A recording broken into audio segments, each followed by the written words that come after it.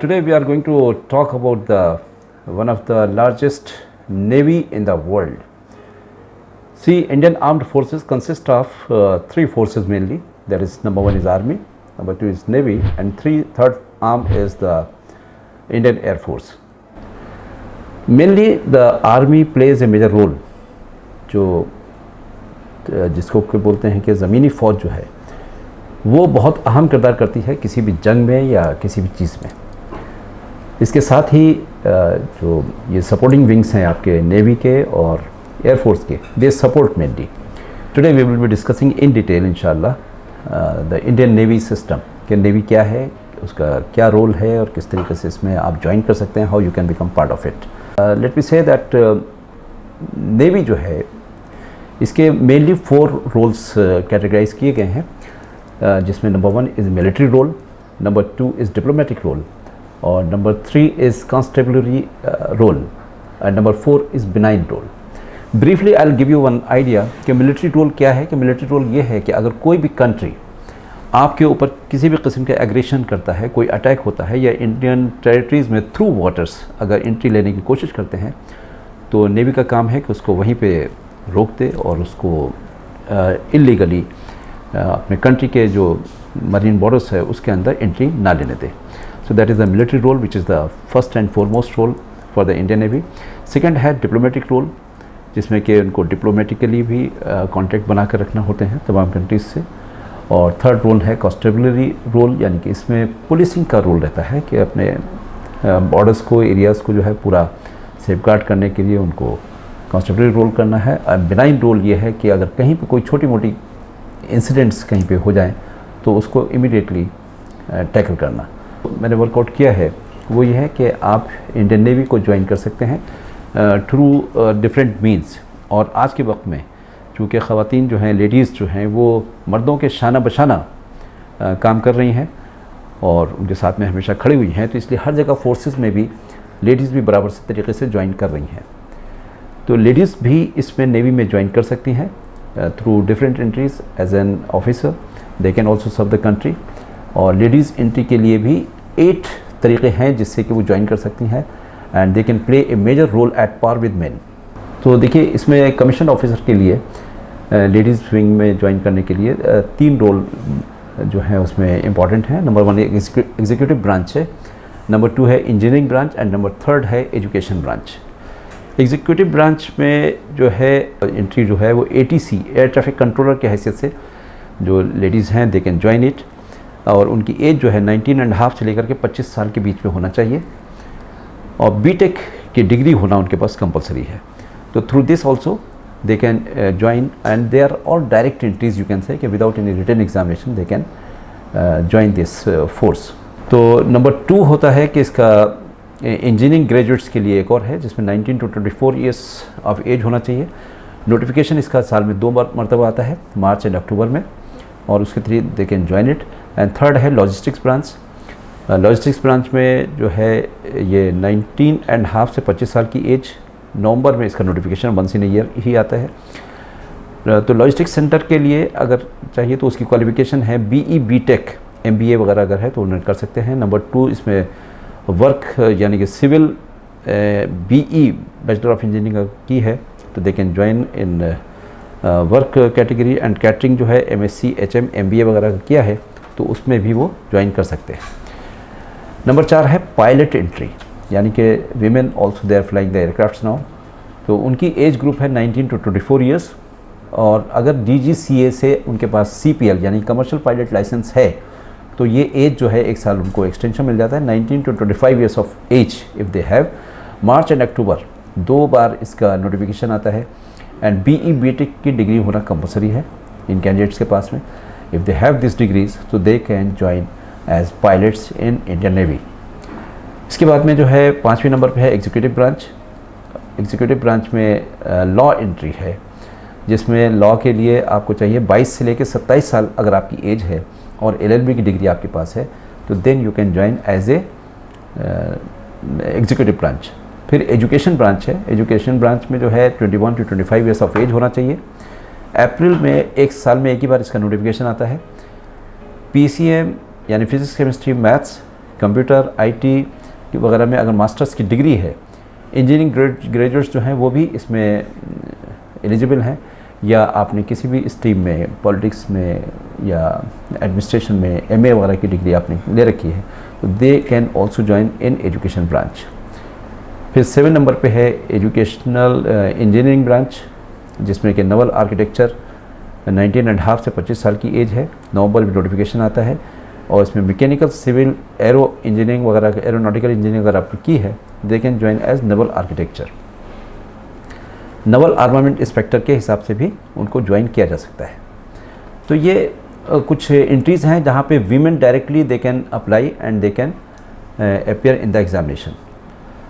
इससे पहले कि हम आगे बढ़ें तो मैं चाहूँगा कि थोड़ा सा आपको इसकी जो हम हिस्ट्री है थोड़ी सी उसके बारे में बताएं। देखिए ये जो है ब्रीफ हिस्ट्री में बताऊँ आपको कि this is the 7th largest navy in the world. Number 1 पे जो है वो है आपका US, यूनाइटेड स्टेट्स।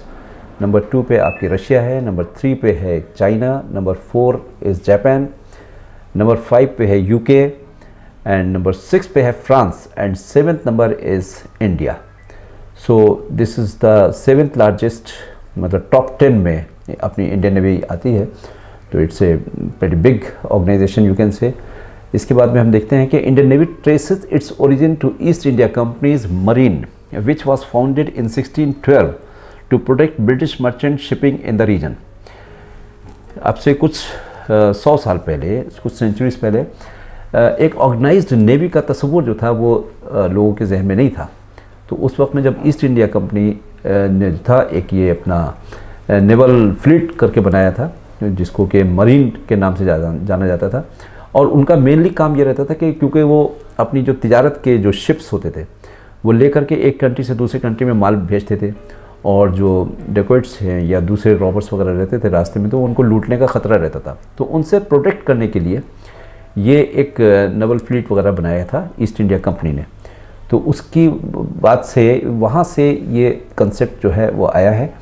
और इस इन 1934 इसको नेम कर दिया गया royal Indian navy. And when India became independent on the republic in 1950 was renamed as Indian navy.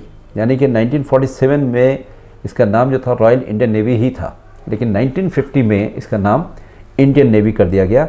लेकिन इसमें मसला ये था कि ये इसका जो प्राइमरी रोल ऑब्जेक्टिव है, तो primary objective of the navy is to safeguard the nation's marine borders and in conjunction with army and air force of the nation.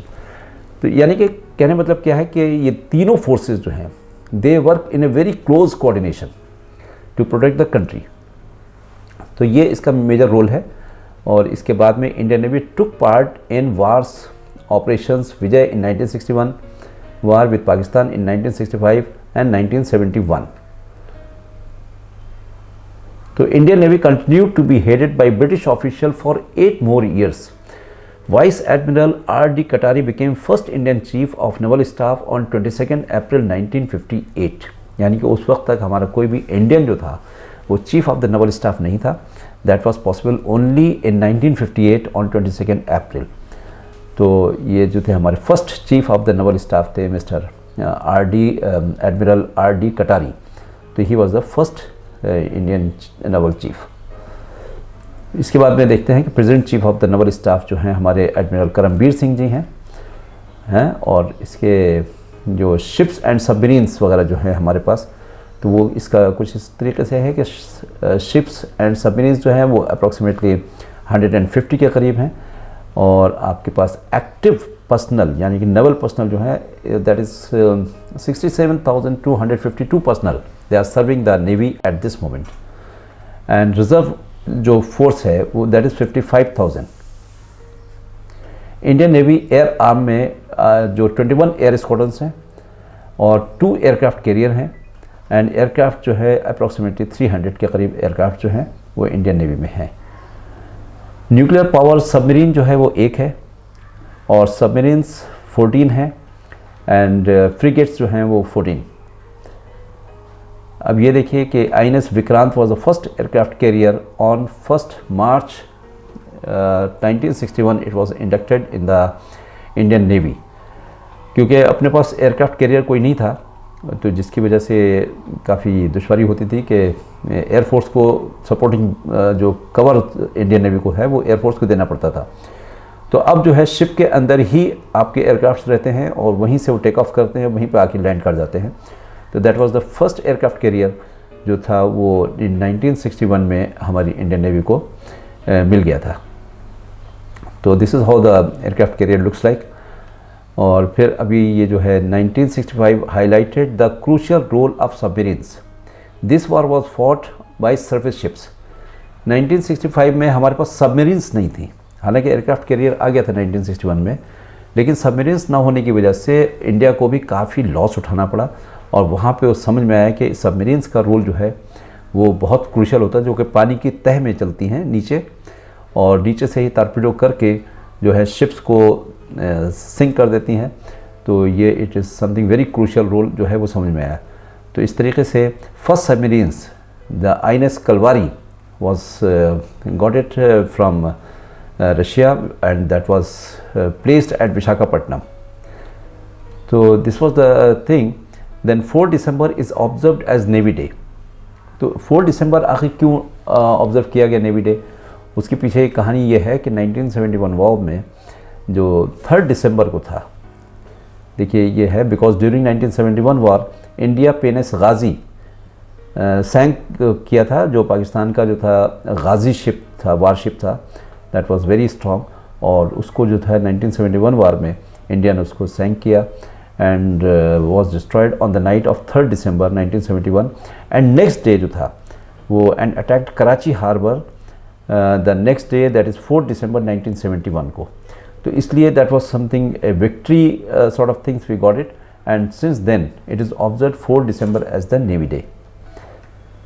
तो Indian navy ocean of opportunities है, यहाँ पे बहुत सी अपॉर्चुनिटीज़ हैं, हर किस्म के लोग इसमें ज्वाइन कर सकते हैं। तो लेट अस सी, जैसे इसमें जनरल सर्विस के लिए जा सकते हैं, इलेक्ट्रिकल से लोगों जो कुछ किया है तो वो कर सकते हैं, इंफॉर्मेशन टेक्नोलॉजी जिन्होंने सीखा है they can also join the Indian navy. Naval armament inspectorate cadet के लोग भी ज्वाइन कर सकते हैं, law graduates can join it, logistics के लोग ज्वाइन कर सकते हैं, अकाउंट्स में जा सकते हैं, नेवल आर्किटेक्चर जिन्होंने किया है तो they can also join it, air traffic controller के हिसाब से जा सकते हैं, और मेल एंड फीमेल बोथ जा सकते हैं। तो there is a lot of opportunities for everyone to join. तो अब यह है कि अपने को प्रूव करना है, you have to, there is a selection procedure, and if you are proving well in that, so there is no point, immediately you can join the Indian Navy. And here I am just trying to explain that there are 11 ways to join Indian Army. मतलब एक दो तरीका नहीं है, बल्कि कई तरीक़ों से आप इंडियन आर्मी ज्वाइन कर सकते हैं। मेनली ऑफिसर्स बन सकते हैं, and otherwise also as a sailor, यानी कि लोअर कैडर में भी आप ज्वाइन कर सकते हैं। तो इंडियन के ये जो इसमें पॉइंट है, तो एज एन ऑफिसर सबसे पहले आता है हमारा जो बहुत ही एलिट किस्म का एग्जामिनेशन होता है, that is national defence academy NDA and naval academy examination. ये साल में 2 मरतबा कंडक्ट किया जाता है, it is conducted twice a year. और इसमें जो ख़ास बात यह है कि आपको 10+2 पास होना चाहिए, और 12th में भी आपके पास फिज़िक्स केमिस्ट्री मैथ्स होना कंपलसरी है। तो पासिंग परसेंटेज इसमें नहीं है NDA के लिए, जो भी आपकी पासिंग परसेंटेज है, इवन 35-40% से भी अगर आपने पास किया है तो you can join NDA by appearing a written examination. Navy join करने के लिए 2 रिटन एग्जामिनेशन है, बाकी डायरेक्ट एंट्रीज जो हैं वो नेवी डायरेक्ट ऐड देती हैं, और उसके थ्रू जो है आप ज्वाइन कर सकते हैं। उन रिटन एग्जामिनेशन के थ्रू जो एग्ज़ाम ज्वाइन करने का तरीका है, उसमें नंबर 1 है NDA। यहाँ पे 2 एग्ज़ाम्स होते हैं NDA में, एक तो 300 मार्क्स का होता है मैथमेटिक्स का टेस्ट, और उसके बाद में दूसरा टेस्ट होता है जनरल एबिलिटी टेस्ट, जिसके कि 600 मार्क्स होते हैं। इसमें पासिंग परसेंटेज जो है वो काफ़ी अच्छी रहती है, लेकिन हमको कट ऑफ जो रेट है वो देखना पड़ता है। हर साल इसकी कट ऑफ जो है वो डिफरेंट हो जाती है कि कैसा लड़कों ने परफॉर्म किया है, किस तरीके से किया है। तो कभी कभी तो ये 22%, 25%, इवन लेस देन दैट पे कट ऑफ परसेंट आ जाती है। तो स्कोरिंग इतने ज़्यादा, मतलब ये कि 30-35% या 40% मार्क्स, यानी कट ऑफ लेवल तक मार्क्स स्कोर करना is not something very difficult. लेकिन ये है कि आपको मैथमेटिक्स गुड होना चाहिए, और इसके लिए प्रैक्टिस करना है, कुछ कोचिंग करना है, कम से कम अगर 6 महीने लग करके आप तैयारी कर लें इसकी तो हो सकता है। लेकिन अगर आप 10th से सीरियस हैं, 10th 11th एंड 12th अगर आपने PCM वगैरह जो है अच्छे से पढ़ा है तो then it is very easy to qualify in the NDA examination. As इसकी जो है 16.5 से 19.5 यानी कि 19.5 साल तक की होनी चाहिए। लेकिन एप्लीकेशन जो है वो आप कर सकते हैं 15.5 साल की एज से, 15.5 से 18.5 साल की एज तक कर सकते हैं, क्योंकि ये जो एज दी जाती है वो at the time of joining you should be with in this group.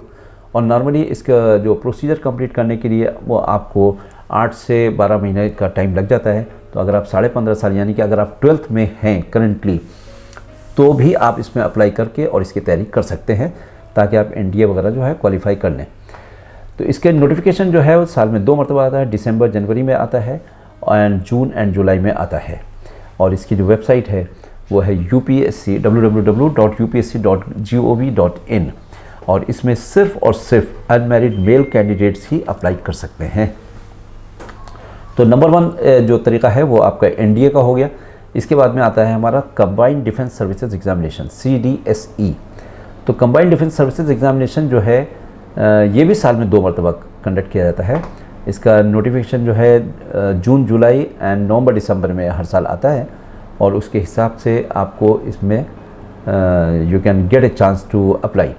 इसकी एलिजिबिलिटी क्वालिफिकेशन जो है वो आपका BE बैचलर ऑफ इंजीनियरिंग जो है कंप्लीट होना चाहिए और you should be in the final year. तो then it is possible to apply for this and you should be in the age group of 19 to 24 years of age, यानी कि 1 साल आप पहले लगा लीजिए। 18 to 23 ईयर्स ऑफ एज में आप अप्लीकेशन करें तो you can also join this through CDSE। और इसमें भी unmarried male candidates only can apply and women candidates are not allowed through this examination. इसके बाद में नंबर 3 होती है डायरेक्ट BTech एंट्री। इसको 10+2 BTech एंट्री भी कहा जाता है, यानी कि 10+2 यानी कि 12th अगर आपने PCM से पास किया है और इसका नोटिफिकेशन जो है twice a year that is June and December में आता है। और ये क्वालिफिकेशन इसकी है 10+2 ओनली साइंस स्टूडेंट्स। PCM में मिनिमम 70% मार्क्स होना कंपलसरी है और must have appeared in JEE main examination, यानी कंडीशन इसमें यह है इसका कोई रिटन एग्जामिनेशन है BTech एंट्री के लिए।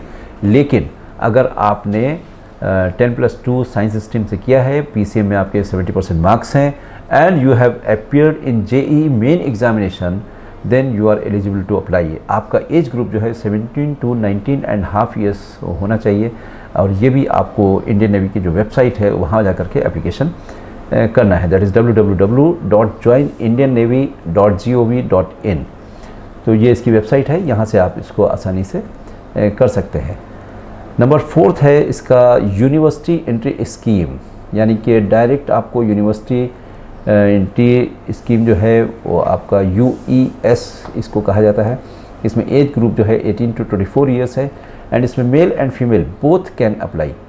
क्वालिफिकेशन जो है आपके इंजीनियरिंग प्री फाइनल ईयर और 7th सेमेस्टर में अगर आप हैं तो you can apply it and 6th semester तक आपको मिनिमम 60% मार्क्स होना कंपलसरी है। एंड इसका जो सिलेक्शन प्रोसीजर है वो that is direct campus entry selection है, यानी कि क्या होता है कि जब आप यूनिवर्सिटी में या कॉलेज में अपने लास्ट ईयर फाइनल सेमेस्टर में हैं या प्री फाइनल ईयर में हैं तो वहाँ पे डायरेक्टली आपको इंटरव्यू के थ्रू यानी कि कैंपस इंटरव्यू के थ्रू आपको सिलेक्ट किया जाता है। Then you are sent for SSB और SSB क्वालिफाई करने के बाद में you are appointed as an officer through university entry scheme.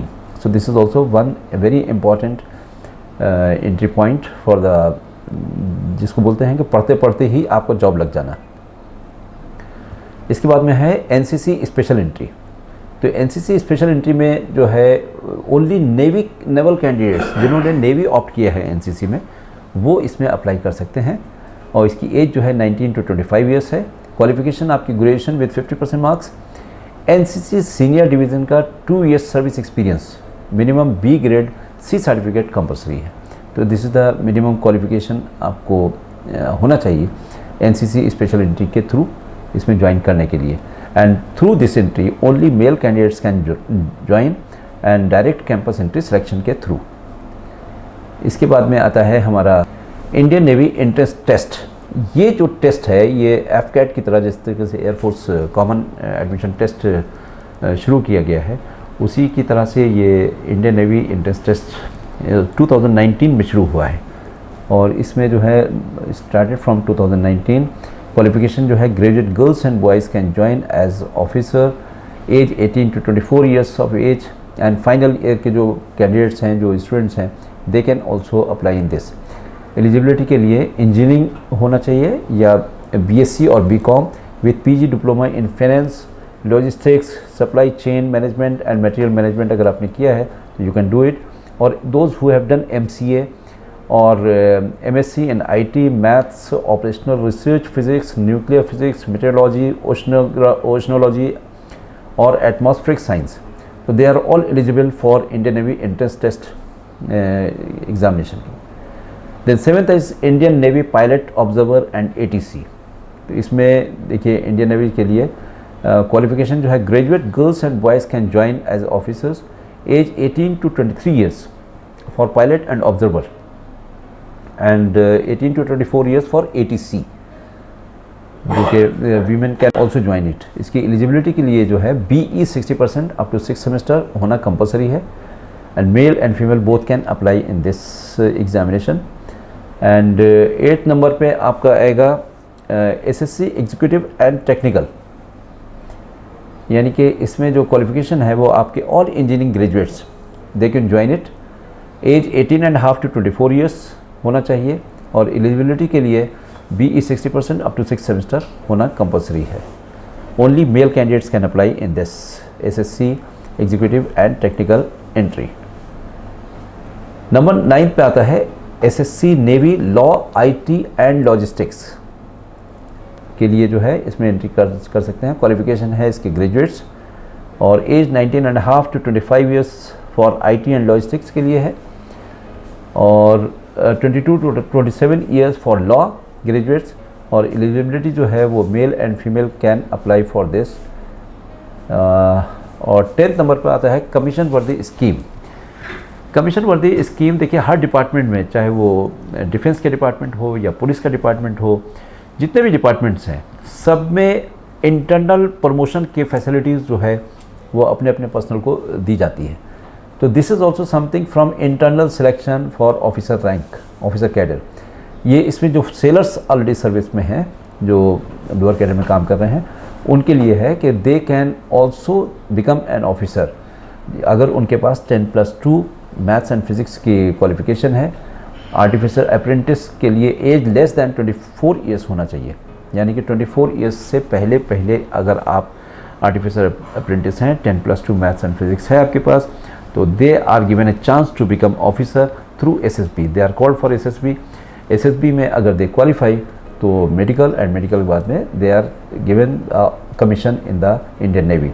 And non artificial apprentice जो रहते हैं उनके लिए एज लेस दैन 22.5 ईयर्स की है, यानी कि अगर आपकी एज 22 साल से कम है और आप you are already serving in Indian navy as sailors, तो then you can join the Indian navy and you can become a commission officer in Indian navy, and in this case only male candidates can apply. इसके बाद में हम बात करेंगे sellers entry, कि sellers जो हैं आपकी जो लोअर कैडर में हैं वो किस तरीके से इसमें ज्वाइन कर सकते हैं। सेलर एंट्री के लिए देखिए 2 पार्ट्स हैं इसके। एक तो है ये आर्टिफिशियल अप्रेंटिस जिसको AA बोलते हैं, और नंबर 2 है सीनियर सेकेंडरी रिक्रूट्स, इसको SSR बोलते हैं।